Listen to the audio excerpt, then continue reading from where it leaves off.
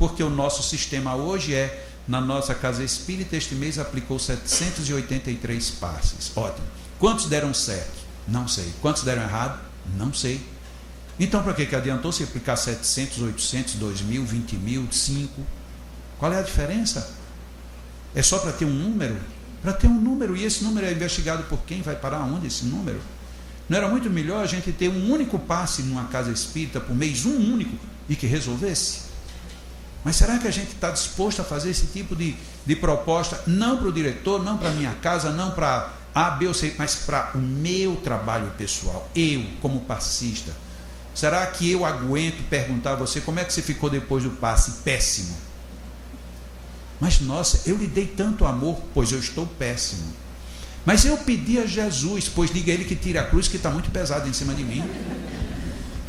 E aí a gente vai ficar furioso. E aí sabe qual é a desculpa que nós espíritas temos? Via de regra, se eu lhe apliquei um passe e você não ficou bom, é porque você não merece. Você não merece. Então que a gente vive procurando descobrir na cabine de passe só quem merece e quem não merece, só serve para isso. Então você não merece. Você não merece é ter a sorte de encontrar alguém que se preocupa com você. Porque merecer, eu mereço. Já quando você acha que você merece, eu mereço tudo. Mas por que você diz isso? Porque eu sou filho de Deus. Eu sendo filho de Deus, eu mereço tudo. Eu não mereço ficar com essa dor, esse sofrimento indefinidamente. Não, mas aqui ninguém resolveu. É porque aqui não tem ninguém capaz de resolver. Em algum lugar tem. E aí a gente tem que ir atrás.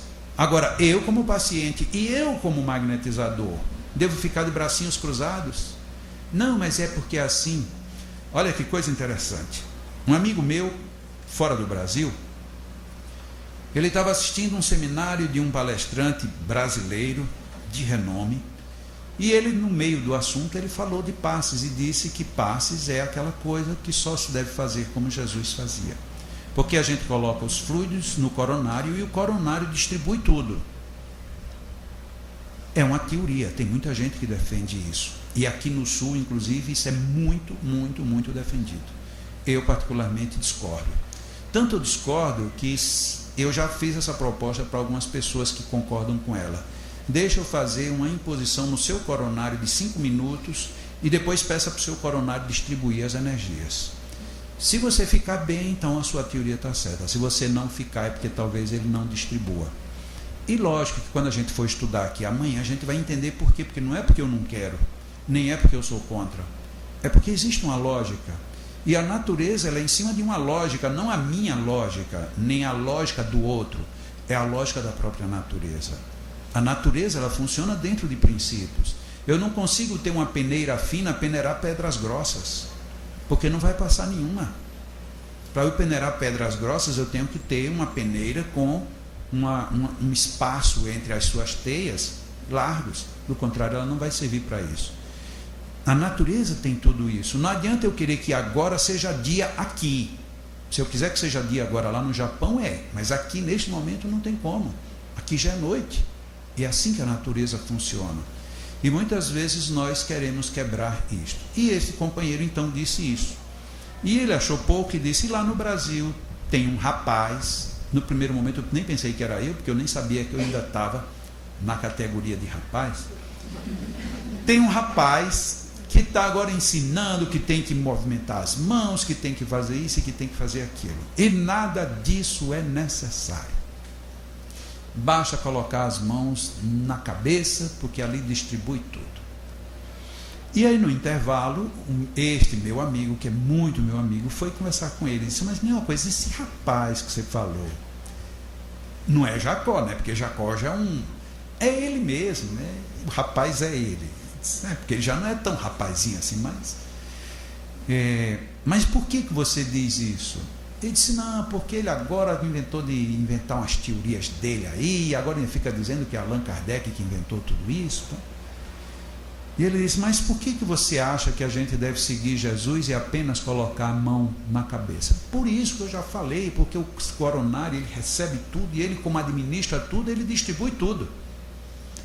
Ele disse: pois você deveria simplificar um outro grave problema que tem no meio espírita.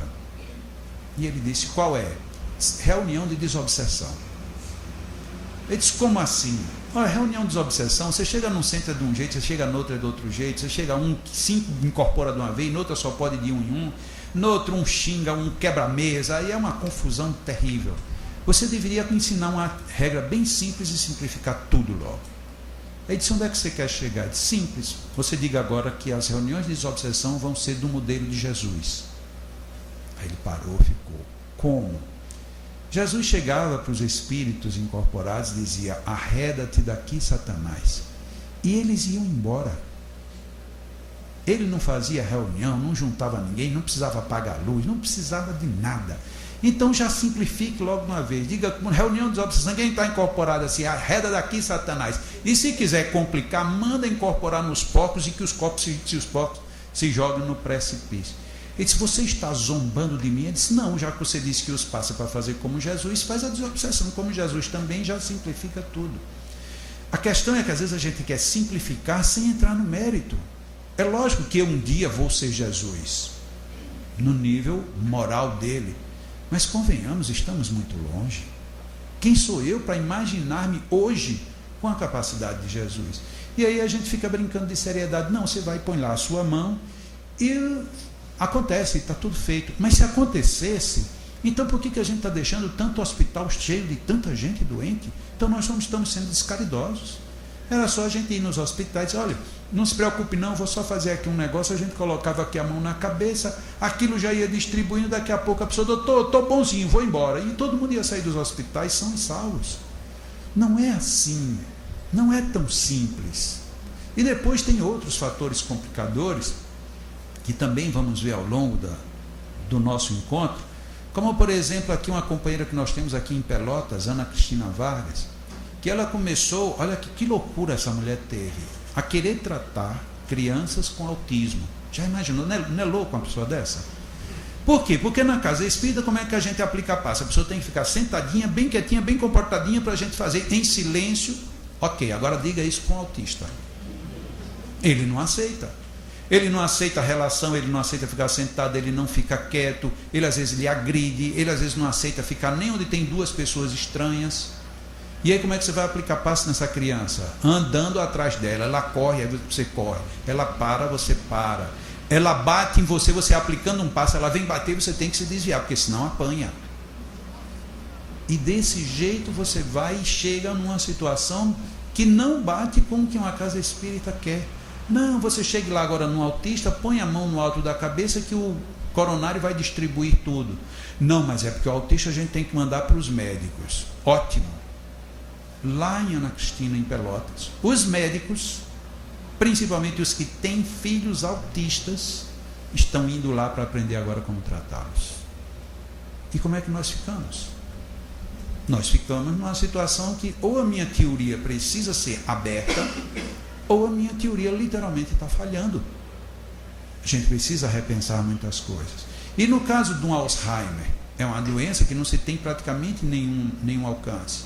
Mas no Parkinson, e aí era onde eu estava falando, só voltei agora para o ponto, no Parkinson, eu que sempre pesquisei, perdi uma grande oportunidade. Tem uma senhora que já há alguns anos faz tratamento conosco por conta de uma enxaqueca crônica, a vida inteira, e nada aliviava. E com os passes ela começou a ter alívios. Ela ainda tem algumas crises, mas é uma crise que dá 2, 3 por ano, quando ela tinha literalmente 2, 3 por semana. O que é uma vitória. Ainda não chegou onde deveria chegar. Eu não estou conformado com isso. Eu não acho que ainda... Não, mas é porque talvez na outra vida você espremeu a cabeça de muita gente. Pouco me importa o que você fez na outra vida. Eu estou cuidando da sua agora. Se eu for cada vez fazer alguma coisa aqui, procurar sua culpa lá no passado, eu não vou fazer nada. Porque quem de nós aqui não tem culpa? Todos nós temos culpas violentíssimas lá para trás. Nenhum de nós aqui somos anjos. Então, se eu for ficar aqui pensando, não vou ajudar a Sônia, porque Sônia, por certo problema que ela tem, já veio de 10 vidas para trás. Então, coitada, não vai ser ajudada nunca, porque na próxima ela vai ter 11 vidas para trás, e na outra 12, 15, e nunca vai chegar em canto nenhum. Eu tenho que cuidar dessa. Ah, mas e aí? Olha, eu estou meio que mesclando as coisas, mas fica interessante. Um livro que eu vou escrever, a capa do livro será uma lagartixa, livro sobre magnetismo. Por conta de uma pergunta que uma vez uma pessoa me fez. Ela disse: Jacó, você acha que o magnetismo cura tudo? Eu disse: cura. Ela disse: tudo? Eu disse: tudo. Apesar de que não temos magnetizadores habilitados ainda para curar tudo. E nem vamos ter um magnetizador que cure tudo, ele sozinho. Mas o magnetismo cura tudo. Ela disse: eu discordo de você. Eu disse: por quê? Uma pessoa, por exemplo, perdeu um dedo, perdeu uma mão, um braço. O magnetismo tem como refazer isso? Eu disse: tem. Atualmente não tem quem faça, mas tem. Aí ela deu uma risada, disse: como é que você me diz isso? Eu disse: olhe a cauda de uma lagartixa. Uma lagartixa, ela perde a cauda, mas depois de um certo tempo ela começa a refazer, e depois de um bom tempo ela tem de novo a cauda refeita. E eu não acredito que Deus goste mais de lagartixa do que de mim. Não acredito. Ela disse: mas Jacó, esse argumento seu é forte. Eu digo: mas é claro que é forte. O problema é que nós perdemos essa capacidade. Seja porque estamos muito distante desse automatismo lá atrás, seja porque perdemos a capacidade de sintetizar novamente matéria de reconstituição. Mas isso é uma possibilidade. Para esta década, talvez não. Para a próxima, talvez ainda não. Mas se a gente começar a investir nisso, daqui a pouco sim. Atualmente, lá na nossa instituição, nós estamos trabalhando uma situação muito delicada que nunca nem passou pela nossa cabeça lá. 2 pessoas que sofreram acidentes em momentos distintos, acidentes automobilísticos, e com violenta compressão na coluna. E chegou numa situação delicada de só tem uma terapia cirúrgica. Possibilidade: 95% de não melhorar nada, 5% de ficar bom. E dentro dos 100%, alto risco de ficar paralítico. Então é uma decisão muito difícil. Como é que eu vou decidir por uma cirurgia que eu tenho alto índice de probabilidade de não dar certo e ainda com o risco de eu ficar paralítico? É complicadíssimo. E aí 2 pessoas, uma chegou numa época, a outra chegou agora numa outra época, estão começando a fazer uma terapia, estamos investigando, estamos tentando. E já começaram a surgir os primeiros resultados positivos. São verdadeiras alucinações. Para quem nunca mexeu com magnetismo, é uma verdadeira alucinação. Literalmente se está fazendo, quase que se construindo fluidicamente, verdadeiras contraestruturas ou estruturas energéticas descompensadas em termos do padrão material, para poder descomprimir as vértebras. Isso é tão complexo que não dá simplesmente para passar como é que isso é feito. Mas é tão evidente, tão eficiente, que as 2 pessoas já retornaram para fazer ressonância e os médicos dizem: olha, não dá para entender o que está acontecendo. Isso não acontece. Primeiro, não acontece você ficar sem tomar morfina. As 2, nenhuma das 2 está tomando morfina.